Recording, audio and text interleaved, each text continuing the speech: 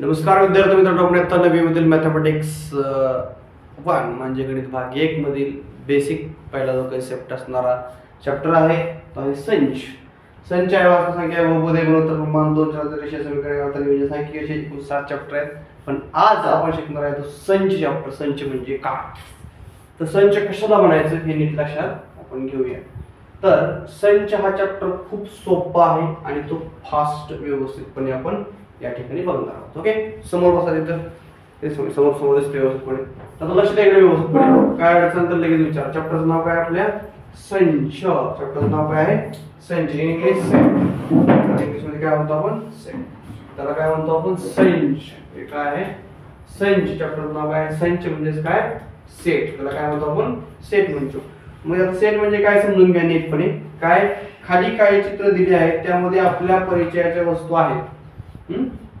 तर काय दिले इथं फुलांचा गुच्छ. फुलांचा गुच्छ 1 2 3 4 5 10 फुलं आहेत म्हणजे ग्रुप ऑफ फ्लावर्स. त्याला काय म्हणतो आपण गुच्छ. किल्ल्यांचा जुडगा. किल्ल्यांचं म्हणजे किल्ल्यांचं ती बंच ऑफ की. तर की आणि 1 2 3 4 5 6 किल्ले आहेत त्याला काय म्हणतो ग्रुप. म्हणजे दोन किंवा दोन पेक्षा जास्त गोष्टी एकत्र आले काय तयार होतं संच तयार होतो, ग्रुप तयार होतो. पक्ष्यांचा थवा इथे 1 2 3 4 5 6 7 8 9 10 11 12 असे काही 4 5 कितीतरी 10 15 पक्षी आहेत. त्यांचा काय झाला थवा तयार झाला, ग्रुप्स ऑफ बर्ड्स.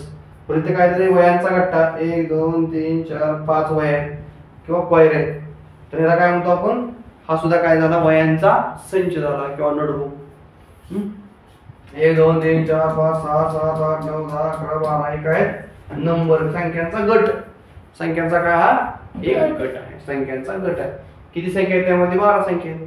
त्यामध्ये किती फुलं आहेत की 10 15 फुलं आहेत. त्यामध्ये 7 किल्ले. त्यामध्ये पक्षी किती आहेत 7 काय 10 15 असतील आलं लक्षात.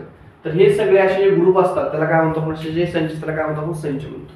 हे लक्षात असे बंच टाईप असतात. बघा या ठिकाणी काय सांगितलं व्यवस्थित माहिती लक्ष द्या व्यवस्थितपणे. कुठं काय झालं लगेच विचारा. हे लक्षात कुठं काय सांगितलं बघा. वरील प्रत्येक समूहासाठी आपण विशिष्ट शब्द वापरतो. या सर्व उदाहरणात समूहातील घटक आपणास अचूक व नेमकेपणाने सांगता येतात. वस्तूच्या अशा समूह संच असं म्हणतो. काय म्हणतो बघा वस्तूच्या नेमक्या आता काय वस्तूंच्या अशा समूहांना आपण काय म्हणतो संच म्हणतो. काय म्हणतो आपण वस्तूंच्या समूहाला आपण काय म्हणतो संच असं म्हणतो. हे लक्षात घ्या. आता हे समूह पहा. गावातील आनंदी फुले का मुले. गावातील आनंदी मुले मुले गावातील आनंदी मुले. आता हे सांगता येईल आपल्याला किंवा वर्गातील हुशार मुले. समूहाच्या या दोन्ही उदाहरणामध्ये आनंदी आणि हुशार या दोन्ही शब्दाचे अर्थ सापेक्ष आहेत. म्हणजे आनंदी वृत्ती आणि हुशार ही दोन्ही शब्दाचे अर्थ नेमकेपणे सांगता येत नाहीत. म्हणून या समूहांना संच म्हणता येणार नाही, संचामध्ये घेता येत नाही. तुमच्या पंढरपूरमध्ये आनंदी माणसं हॅप्पी असणारी जर तुम्हाला माणसं शोधायला सापडता येतील का. काही जण चेहऱ्यावर आनंदी हसतात पण आत मात्र दुःख आहे असं वेळ ना. त्यामुळे आनंदी असतील किंवा तुमच्या कॉलेजमधील शाळेमधील हुशार विद्यार्थी शोधा म्हणून. आता कोण क्रिकेटमध्ये हुशार आहे, कोण पोहण्यामध्ये स्विमिंग मध्ये हुशार आहे, कोण बेच पाडा मांडण्यामध्ये हुशार आहे, टेबल पाठ आहेत काही जणांचं, काही जणांना मॅथ्स विषय सोपा जातोय, काही जणांना इंग्लिश आवडत होती. म्हणजे हुशार नेमकं कशाला म्हणायचं. त्याला चांगला स्पोर्ट मध्ये जमतो, स्पोर्ट मध्ये हुशार आहे. पण शिक्षणामध्ये एज्युकेशन मध्ये काहीच येत नाही. सगळे यायला पाहिजे. सगळे यायला पाहिजे तर तो हुशार होतोय. पण आता लक्षात घ्या इथं हुशार नेमकं म्हणायचं कोणाला. ज्याला मार्क कमी पडली परंतु तो खेळामध्ये चांगला आहे त्याला हुशार म्हणायचं नाही का. म्हणावं लागेल ना, कारण खेळामध्ये हुशार आहेच की तो. मग असं ज्या वेळेला असते त्यावेळेला नेमका हुशार कधी हे सांगता येत नाही. म्हणून संच मध्ये येत नाही. त्याच्यामुळे संच मध्ये येत नाही. संच मध्ये फक्त मोजता येणार, काउंटिंग येतं. मग आता पुढे काही उदाहरण दिले तर कोणत्या समूहाला तुम्ही संच म्हणता येईल ते सांगा. खालीलपैकी कोणता संच होतो आणि संच होत नाही सांगा. आता बघा आठवड्याचे 7 वार हे काय संच आहे. काय एखादा निमित्त वार बदलतोय कमी होतोय जास्त होतोय असं काय आहे का नाही. 7 ते 7 वार सोमवार मंगळवार शुक्रवार रविवार बरोबर आहे. किती वार 7 वार एकूण आहे. तर हे काय झालं तुमचा संच होऊ शकतो. पण एका वर्षाचे महिने, एका वर्षामध्ये किती महिने असतात 12. मग ते संच होऊ शकतो. संच होऊ शकतो ना, मोजू शकतो आपण. वर्गातील शूर मुले. शूर म्हणजे अशी धाडस करणारी. शूर म्हणजे काय म्हणतो आपण त्याला साहसी. आता सगळीच कोण म्हणतात, सगळी शुअर म्हणतात. मी सगळं प्रत्येकाला तुम्हाला वर्गामध्ये विचारलं कोण कोण शुअर आहे, प्रत्येकाला मी शुअर आहे, मी शुअर आहे, मी शुअर आहे म्हणतात. कोण म्हणतात मी शुअर नाही? सगळे म्हणतात मी धाडशी आहे, शुअर आहे, मी घाबरत नाही. आणि रात्रीच्याला पप्पा नसतील, लाईट बंद लगेच घाबरते. घरातली पप्पा चला की आओ, उठा की असं. पप्पा चला. म्हणजे हे शुअर म्हणताय, मग शाळेमध्ये शुअर आहे आणि घरी शुअर नाही, घाबरतायत. म्हणजे शुअर हे सांगता येत नाही. ज्यावेळेला सांगता येत त्यावेळेला संच होत नाही. वर्गातील शुअरमुळे सांगता येत नाही, संच होत नाही. पहिल्या 10 मूळ संख्या संच होतो का बरोबर? 1 2 3 4 5 6 7 8 9 10 मोजू शकतो आपण. म्हणजे संच होऊ शकतो. तो काय आहे मग? संच आहे. महाराष्ट्रातील बळकट गड किल्ले सिंहगड, रायगड, पण तोरणा कुठले आहेत सध्या पण सांगता येते का? बळकट कुठले आहेत? काही जणांना थोडासा भाग पडलेला आहे, काही जण तंदुरुस्त आहेत, म्हणजे थोडासा काही किल्ला पडलेला आहे. काय माणसं किल्ल्यावर पण राहिला असते. पण काही किल्ले चांगले आहेत, काही खराब झालेले आहेत, किंवा काही जणांची तोडफोड झालेली आहे थोडीशी, किंवा काही दगड पडलेले आहेत थोडीशी. दगडाशी. हा, मग सगळेच बळकट आहेत का? आता नाही, सांगू शकत नाही, सांगता येणार. आता बघा बरं, आपल्या सूर्यमालेतील ग्रह सांगा बरं. सूर्यमालेतील ग्रह किती आहेत? ग्रह सायंटिस्ट लोकांनी शोध लावलाय म्हणून आपण ते सांगू शकतो. परंतु अजून काय गोष्टी बऱ्याच शोध लावायला लागेल म्हणजे सांगू शकतो. संच बोलू शकतो 1 2 3 4 5 10 काय ते ग्रह आपण तात्पुरतं सांगू शकतोय. सायंटिस्ट लोकांनी सांगितले अधिकृत एवढे आहेत म्हणून, तेवढेच आपण म्हणून तो सांगू शकतो. हे लक्षात जाणून घेऊया. चला, संच म्हणजे काय त्याच्याविषयी आपण माहिती या ठिकाणी बघणार आहोत. नीट लक्ष द्या व्यवस्थितपणे. काय दिले इथं? संच म्हणजे काय? सेट. काय सांगितलं बघा या ठिकाणी?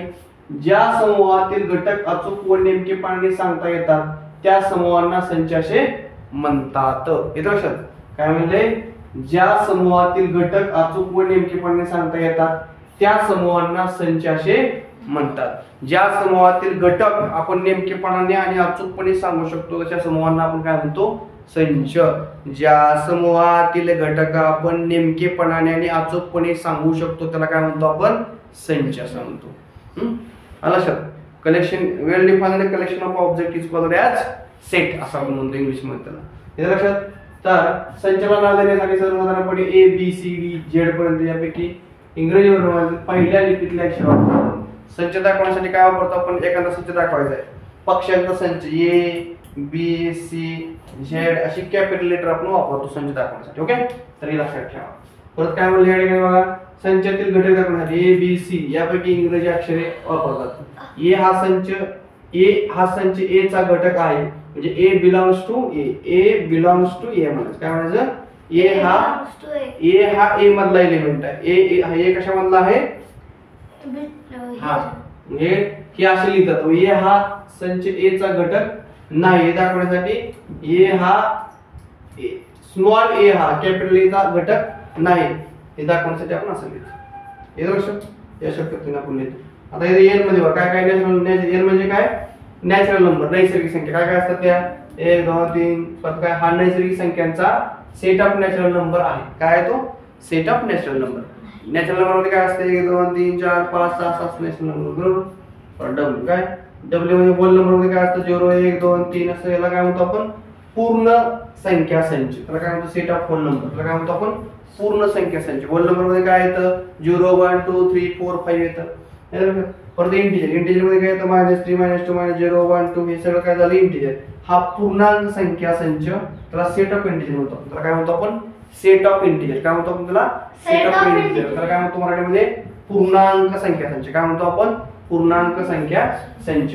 क्यू हा सर्व परिमेय संख्येचा संच आहे. क्यू काय आहे? क्यू हा सर्व परिमेय संख्येचा संच आहे. सेट ऑफ रॅशनल नंबर आहे. तो काय आहे? सेट ऑफ नॅचरल नंबर आहे. तर काय म्हणजे आर हा वास्तव संख्येचा संच आहे. आर कसा आहे? वास्तव संख्येचा संच आहे. आर हा वास्तव संख्येचा संच आहे. सेट ऑफ रिअल नंबर तर काय म्हणतो आपण? Set of real number. R काय? वास्तव संख्येचा संच. काय म्हणतो इंग्लिश मध्ये? सेट ऑफ रिअल नंबर असं आपण त्याला म्हणतो. यासाठी आता संच लिहिण्याच्या पद्धती कुठल्या कुठल्या आपण बघूया.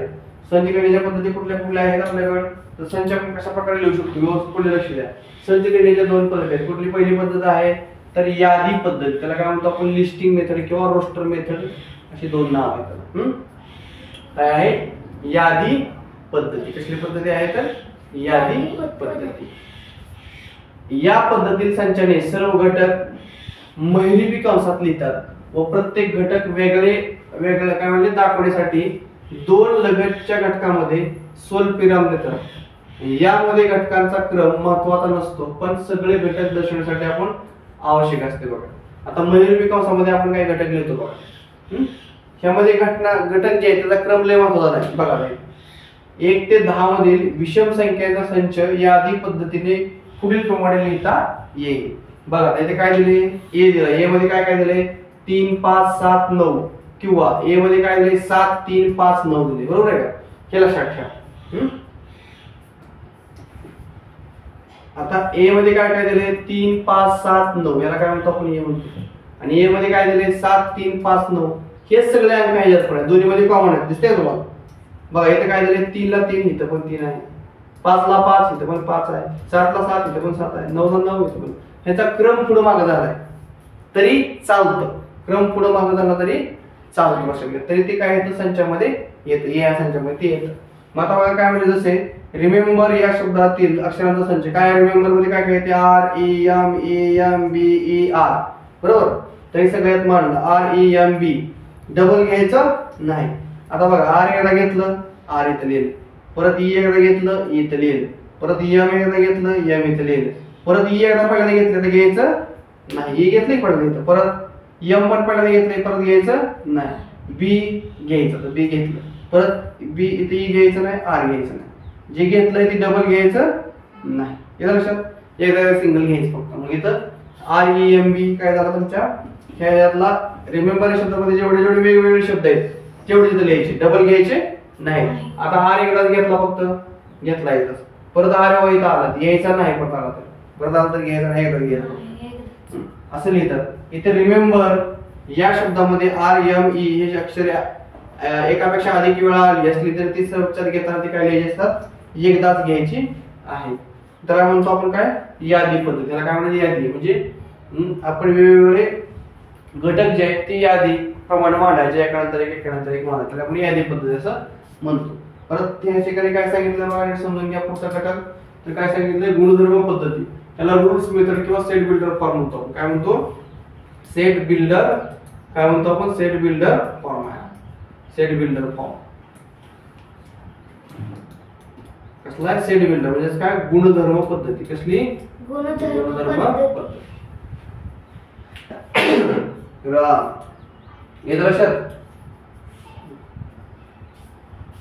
आता गुणधर्म पद्धतीमध्ये काय असतं बघा, या पद्धतीत घटकांची यादी न करता संचाचा सर्वसाधारण घटक चलाने दूर दर्शवून त्याच्या पुढे उभी रेघ काढतात, उभ्या रेघेपुढे त्या चलातील गुणधर्म लिहितात बघा। ए लिहिताना आपण कसं ए मध्ये काय काय बघा, x such that x belongs to n 1 less than x less than 10 हे असं लिहितो।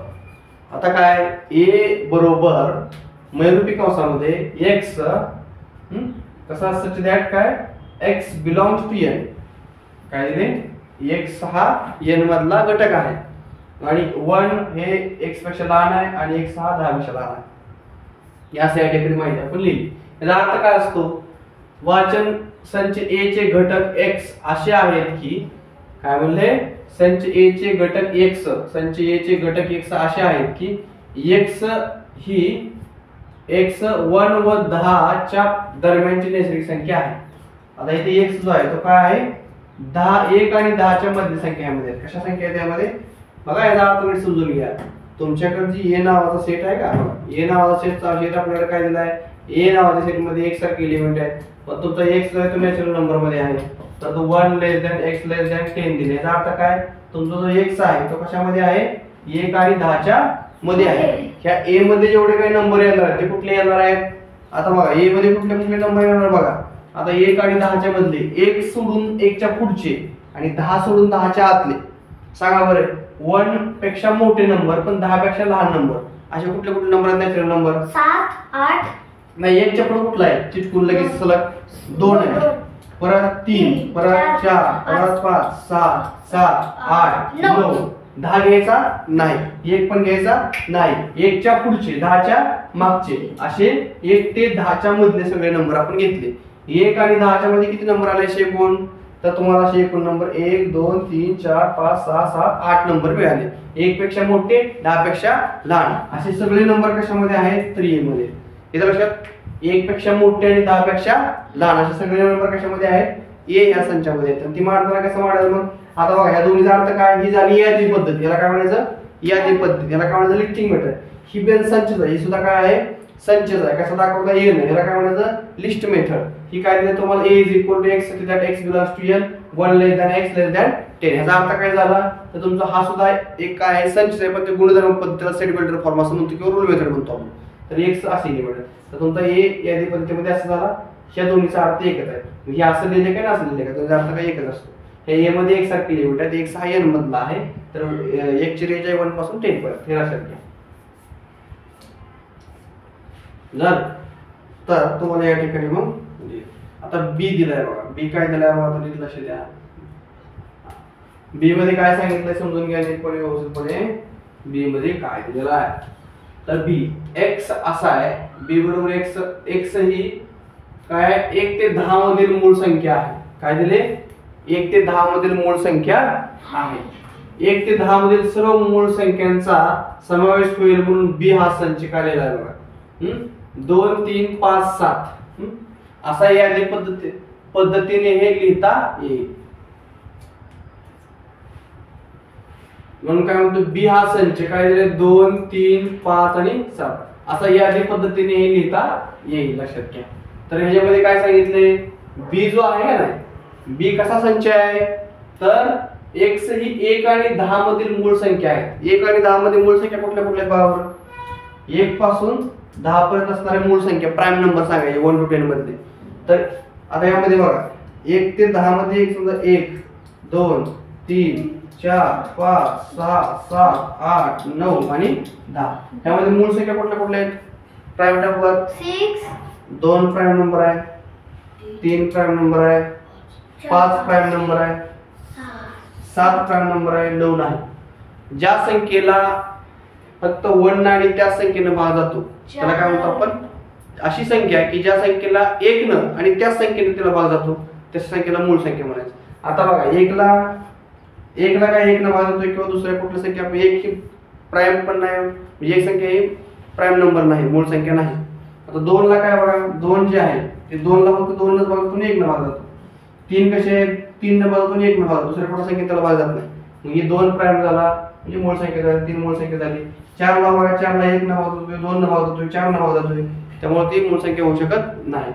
5 मूळ संख्या होऊ शकते कारण 5 ला 5 न आणि 1 नच फक्त भाग जातो दुसऱ्या कुठल्या संख्येने भाग जात नाही. 6 ला कशाने भाग जातोय 3 न जातोय 2 न जातोय 6 न जातोय 1 न जातोय त्यामुळे 6 ही मूळ संख्या नाही. 7 मूळ संख्या होऊ शकते का त्याला 7 न आणि 1 नच फक्त भाग दुसऱ्या संख्येला कुठे त्याला भाग जात नाही. परत 8 ला कशाने भाग जातोय 4 न जातोय 2 न जातोय 8 न जातोय 1 न जातोय त्यामुळे 8 ही मूळ संख्या होऊ शकत नाही. 9 ला 1 न जातोय 9 न जातोय 3 न जातोय त्यामुळे 3 9 पण सुद्धा नंबर होऊ शकत नाही. परत काय दिलंय 10 ला 5 न जातोय 2 न जातोय 10 न जातोय 1 न जातोय त्यामुळे 10 सुद्धा मूळ संख्या होऊ शकत नाही.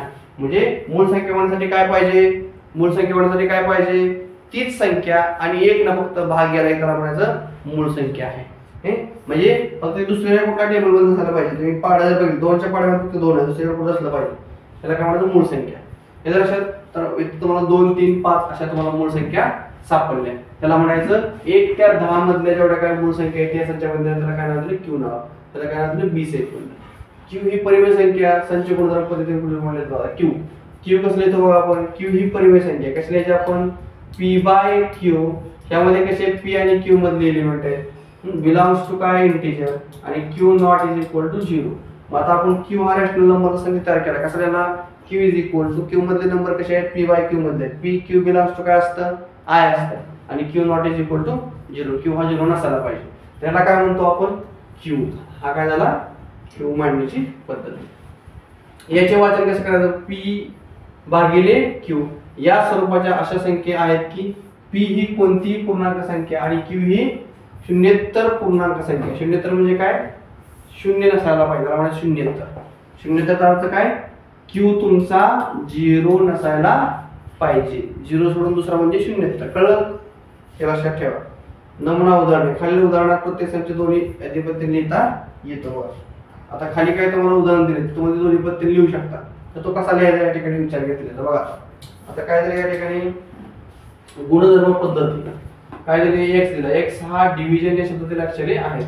तर यामध्ये कुठले कुठले अक्षर सांगा बरं. डिव्हिजन मध्ये काय काय येईल.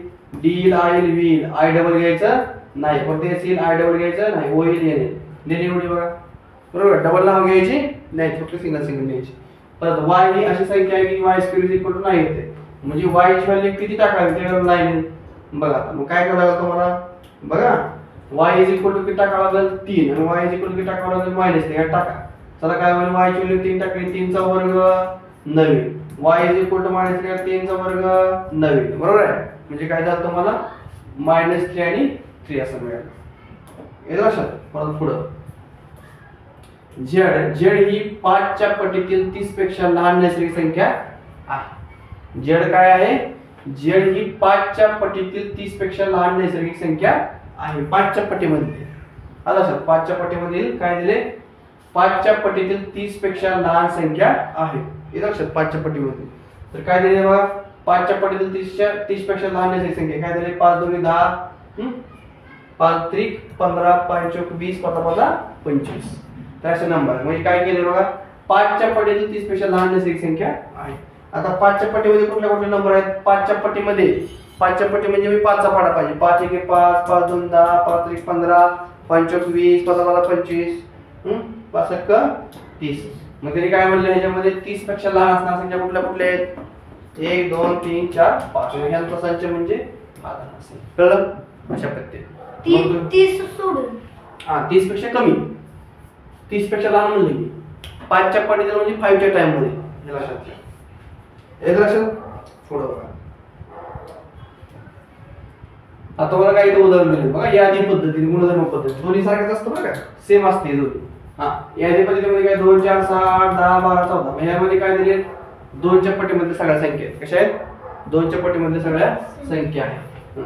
a इज इक्वल टू काय दिले x ही 15 पेक्षा लहान व सम नैसर्गिक संख्या आहे. काय म्हणले x ही 15 पेक्षा लहान आणि सम नैसर्गिक संख्या आहे. बघा आता एक 15 पेक्षा लहान संख्या 14 आहे का 12 15 पेक्षा लहान आणि सम संख्या काय म्हणले x काय दिली x ही 15 पेक्षा लहान सम नैसर्गिक संख्या आहे. सम नैसर्गिक संख्या आहे. x ही 15 पेक्षा लहान आणि सम कशी पाहिजे सम म्हणजे काय इवन नैसर्गिक संख्या इवन नॅचरल नंबर. तर बघा इथे लिहिताना a बरोबर काय x अशी संख्या आहे. x ही 15 पेक्षा लहान आणि सम नैसर्गिक संख्या आहे. सम नैसर्गिक संख्या 2 4 6 8 काय सम झाल्या आणि 15 पेक्षा कशा त्या लहान आहेत. आहे का असं लिहिलं. आता इथे काय म्हणले x ही 1 ते 20 मधील पूर्ण वर्ग संख्या आहे. पूर्ण वर्ग संख्या सांगा चला. 1 चा वर्ग 1 2 चा वर्ग किती 4 3 चा वर्ग 9 4 चा वर्ग 16 5 चा वर्ग 25 परत 6 चा वर्ग 36. सांगा पटकन. 1 ते 20 मधील पूर्ण वर्ग संख्या आहे. 1 ते 20 मध्ये किती पूर्ण वर्ग संख्या आहेत बघा. आता पूर्ण वर्ग संख्या कुठल्या कुठल्या आहेत 1 पूर्ण वर्ग संख्या आहे 4 पूर्ण वर्ग आहे 9 पूर्ण वर्ग आहे 16 पूर्ण वर्ग आहे. आता हे दोन्ही घेऊ शकत नाही का 20 च्या घ्यायचे ना. इथे किती घ्यायचे 20 च्या आधी 20 च्या कुठल्या कुठल्या मग 1 4 9 आणि 16. मग हा तुमचा काय झाला संच झाला. कळलं. 1 4 9 16 हा 20 च्या आतल्या पूर्ण वर्ग संख्या. इथे काय दिलं बघा. आता पुढचं y हा इंद्रधनुष्याचा रंग आहे. कुठले कुठले इंद्रधनुष्याचा रंग असं सांगा बरं. इंद्रधनुष्यामध्ये कुठले कुठले रंग असतात y लाल नाही डी मध्ये कुठले कुठले असतात किंवा इथे काय म्हणले बघा a e i o u. इथे काय लिहिणार मग c हा कसला आहे x सारखा आहे पण x काय आहे x हे काय आहे इंग्लिश काय आहे इंग्लिश ऑवेल्स आहेत. इंग्लिश लेटर आहे त्यामध्ये इंग्लिश लेटर किंवा ऑवेल्स म्हणतात. काय म्हणतात इंग्लिश तुम्ही मराठीमध्ये काय म्हणणार बघा. इथे काय c इज इक्वल टू असा x हे इंग्रजी भाषेतील स्वर आहेत, बरोबर आहे का? हो कसं काय कळलं काय? हो हे स्वर आहेत सगळे. मग इथं लिहायचं एक्स इंग्रजी भाषेतील स्वर आहे. संपला विषय. इथे काय येईल? वाय किती कलर आहेत त्यावर वाय मध्ये? जा, ता, ना, ही, पा, नी, पी. आलं लक्षात? जाताना हे पाणी पी, जाताना हे पाणी पी. म्हणजे काय? जांभळा, तांबडा, नारंगी, पिवळा, काय दिले? पांढरा, निळा, पिवळा काय असेल ते नाव आहे. जाताना हे पाणी पी. हे काय झालं तुमचे संच झाला सगळा. कळलं का? कळलं का? वाय मध्ये काय काय येईल? हो जा, ता, ना, ही, पा, नी, पी. बरोबर. जांभळा, तांबडा, नारंगी, हिरवा, पांढरा, निळा, पिवळा. 7 कलर आले म्हणून. तर एम मध्ये काय दिले? 1 8 27 64 125. हे काय? तो वर्ग आहे. 1 चा वर्ग 1. काय दिले माहिती? 1 चा वर्ग दिलाय. परत 2 चा 1 चा क्यूब 1, 2 चा क्यूब 8, 3 चा क्यूब 27, 4 चा क्यूब 64, 5 चा क्यूब 125. येत लक्षात? तसे क्यूब या ठिकाणी दिलेले आहे. मग x हा धन पूर्णांकाचा घन आहे का? x हा धन पूर्णांकाचा घन आहे. धन पूर्णांक कुठले कुठले आहेत? 1 2 3 4 5 हे काय आहेत? धन पूर्णांक आहे. त्याचा काय आहे? तो घन आहे. हे लक्षात? तर तुला काय लिहायचं? सराव संच 1.1 लिहायचं आज. त्याचे ते एक्झाम्पल सगळे तुझा आजचा होमवर्क असणार आहे की नाही. जी युट्यूबला लिंक पण मी टाकतो तुला. तुला काय अडचण आहे सोडवायची. आजचा अभ्यास असणार मला हे लिहून लगेच पूर्ण करून दाखवायचा, मग आठवत जायचं. ओके, हे चेक करून घ्यायचं लगेच. तर ही जी काय अभ्यास आहे सगळा अभ्यास मला व्हॉट्सअपला ग्रुपवरती पाठवायचा आहे. हे लक्षात? तर व्हॉट्सअप ग्रुपचा नंबर मी तुला ग्रुपमध्ये ॲड घेतो वाटल्यास किंवा त्या नंबरवरती तू व्हॉट्सअपचा अभ्यास करून पाठवू शकतो. 77 41 97 96 80.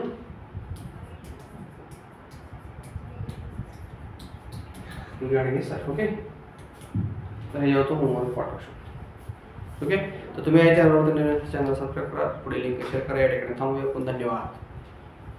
कॅमेरा वाकडं झालंय. कधी झाला वाकडं? लय वेळ झालं की मी चालू केलं.